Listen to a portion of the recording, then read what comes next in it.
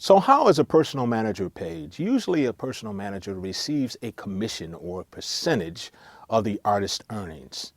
Usually that amount is between 10 and 20%. And the amount they get will depend on a lot of factors.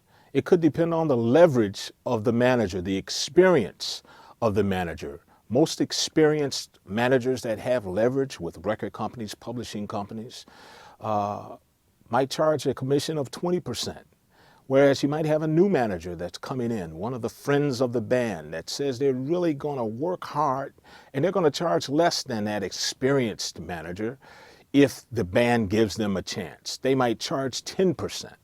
So you have a sliding scale, so to speak, as far as determining how much a personal manager is going to get paid in commissions. Some managers have made as high of a commission as 50%. Now that's very rare, and I'm speaking of Colonel Parker with Elvis way back in the 50s. Those days have kind of gone. Usually in the music industry, personal managers' commissions won't exceed 20%. So you might ask, 20%? 20% of what? 20% of the gross income of the artist? The gross income is all of the income that comes into the artist. As I mentioned regarding recording contracts, the artist might have a recording fund, but there's a number of costs and expenses that are taken out of that fund so that the artist is left with very little. That can be a big issue in determining how the commissions are applied. Many experienced managers with great track records of success will insist upon 20% of the gross. However, if the artist has any kind of leverage at all, they might be able to work out the commission being paid on the net amount of income rather than the gross. What do I mean by that? Well, let's say that the artist makes a fee of $5,000 a night for a live performance. Now, in most situations, out of that $5,000, the artist has to pay all of the cost of getting to the gig, any cost associated with the gig as far as production goes. Of course, they have to pay their road crew.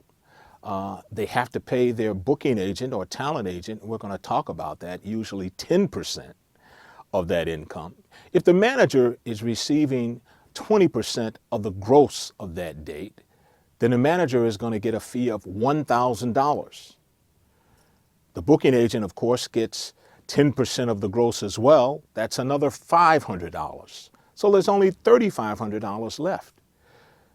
The artist has to pay the cost of transportation and lodging, which could be very substantial.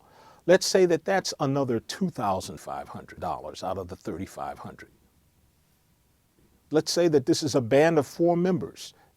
That's kind of a tough thing for an artist to swallow, that the manager has made so much money while individually the amount of money that they take home is much less. And that leads to the argument of whether or not the personal manager should be paid on the gross as opposed to the net.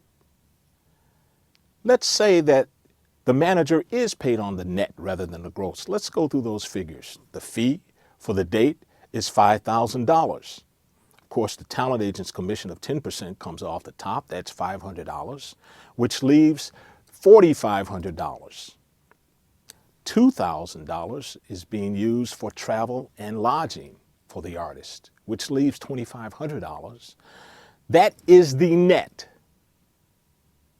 If the manager is paid on the net, the 20% is going to be taken on $2,500 instead of $5,000. And that 20% is going to be $500, which is going to leave the act with $2,000 to be split between all of the members of the artist, leaving them with $500 each as well. So in this example, you can see when the commission is paid on the net, both the manager and the artist make the same amount. Whereas when the manager's commission is based on the gross, the manager is making much more money than each individual band member is taking home. And that could cause some bad feelings, and usually does in the artist-manager relationship. Now, when I say that sometimes artists can negotiate net deals as opposed to gross, don't think that that is really an everyday occurrence. Usually only artists that have a significant amount of leverage and success are in a position to negotiate net deals on various types of earnings. So this is one of the most important aspects of an artist having a proper perspective, and sometimes it takes the personal manager to make it clear to the artist that there are a number of expenses, including their commissions, that have to be borne before the artist is in a position to have a net amount to split among the band members.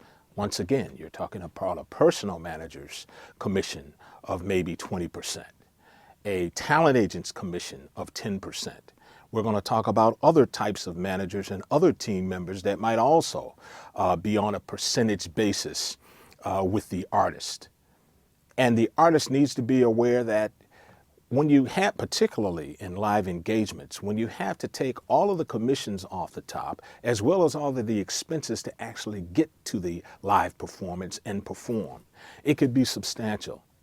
Some artists may only net 30 to 35% of the gross amount, which has to be split among all of the band members.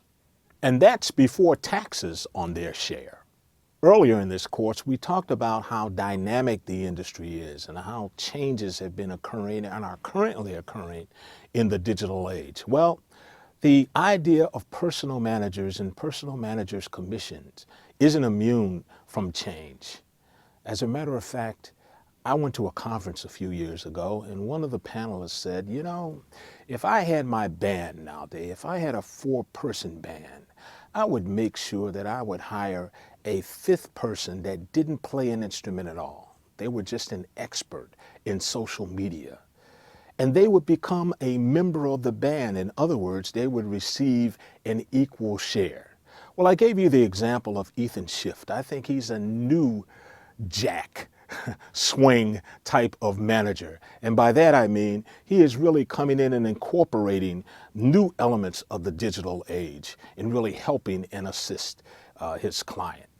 This idea of a manager being like a member of the band isn't new.